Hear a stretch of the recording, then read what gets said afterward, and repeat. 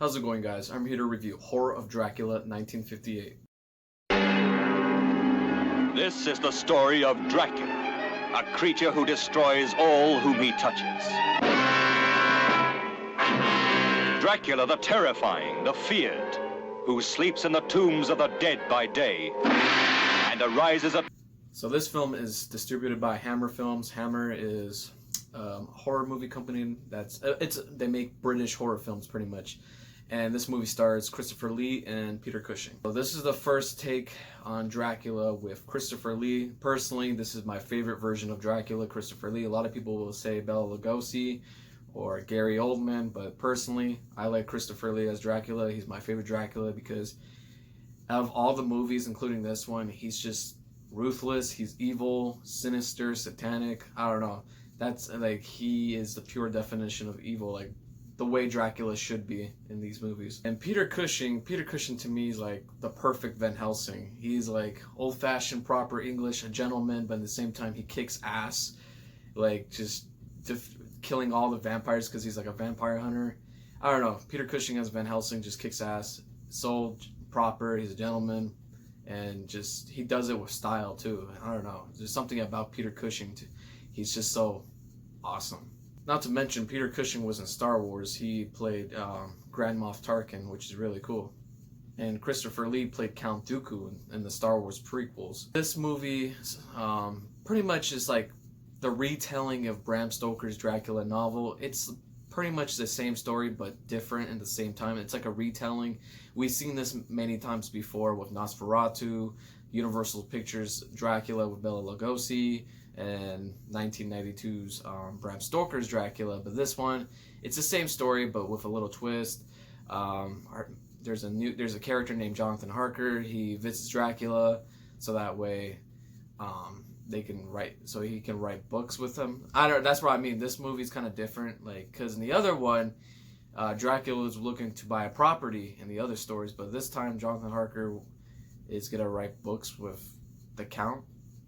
Yeah, and then maybe I missed that part, but the difference is Jonathan Harker, he already knows that Dracula's a vampire, so what he really was doing over there, he was trying to kill Dracula. He was sent to kill Dracula because I guess he's a vampire hunter, so that's why he was really over there.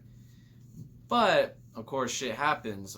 He meets one of his bride, Dracula's bride, and then the bride tries to bite him, and then Dracula interferes, and then Dracula pretty much slaps the bride like if it was a dog, and then Dracula just pretty much takes the guy and locks him up in a room. Inflict his terror upon the innocent and the unsuspecting. Oh, you must help me. You must. You're my only hope. You must. I'll help you. I promise. First, when Jonathan wakes up, he tries to kill Dracula. He tries to kill Dracula's bride during daytime. Of course, he makes the dumb mistake by killing the bride first and then leaving Dracula for last. And of course, it's already nighttime. Dracula wakes up and pretty much Jonathan Harker is just a prison over there. And that's when Peter Cushing's Van Helsing comes along to the rescue, because I guess a letter was sent to him to come after Jonathan Harker if anything bad happens. And then that's where when he meets the townspeople are just superstitious people. They warn him not to interfere with this trouble because it's going to bring the trouble upon them. Van Helsing's like, I don't care, he's my friend, I need to help him out. So of course one of the townspeople, a woman, like a maid from like a bar, she gives him Jonathan Harker's journal. Because I guess she found it in the crossroads. Jonathan Harker left his journal in the crossroads explaining what happened to him and in the previous nights he's been going through in Dracula's castle and how to kill a vampire and shit like that.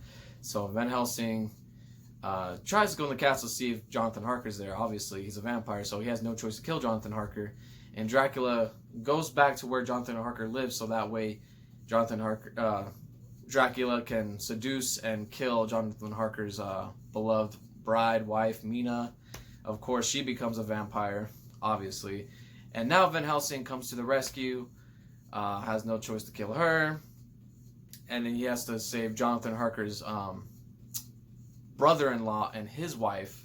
And the brother-in-law played by, I forgot the actor's name. I'll put it down in the description, hopefully.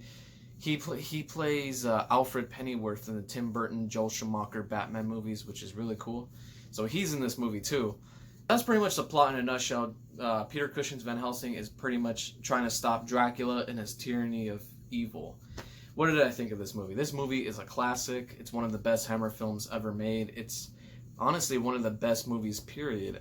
This is the movie where it establishes Hammer horror. This is the movie where it makes Christopher Lee's Dracula popular that it is today.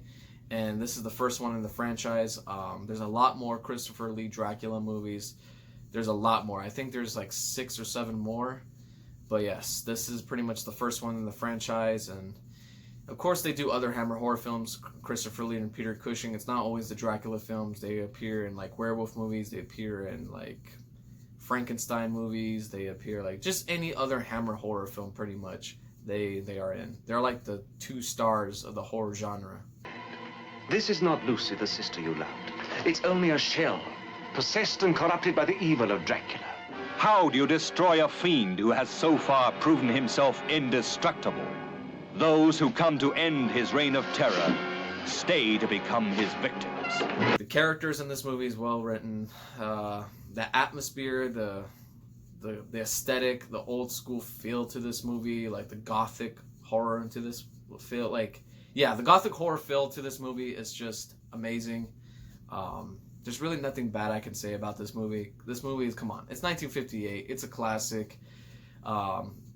The blood is kind of like cheap, but that's what makes it like more beautiful in my opinion, because the blood is kind of like red paint, but it gives you more of that, like, I don't know how to explain it. It gives you more of that vintage aesthetic feel to it. That's what I like about, like, yeah, it's not corn syrup. It's more like paint, but at the same time, Hammer always they always do that with their Hammer films. Like, Hammer loves using like paint type blood, which I don't know. I like it. It's colorful and it has its own aesthetic to it. I like it. Peter Cushing's Van Helsing is awesome. Christopher Lee's Dracula is amazing. He's pretty much the best Dracula in my opinion. Since sinister, evil, he is a force to be reckoned with in this movie. He is savage, and yeah, this movie's just good. Good score, good performance, good choreography, good aesthetic, gothic feel to this movie.